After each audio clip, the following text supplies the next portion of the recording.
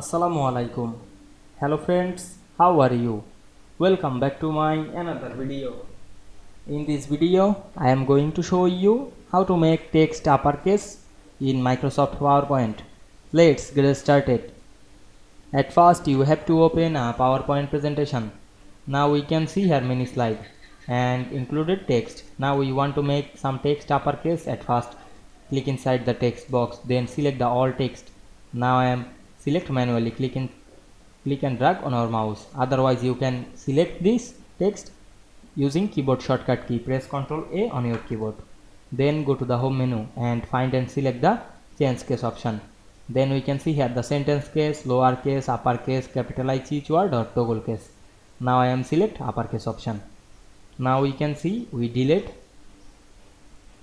make the text uppercase very easily. Now we go to another slide and apply the same process.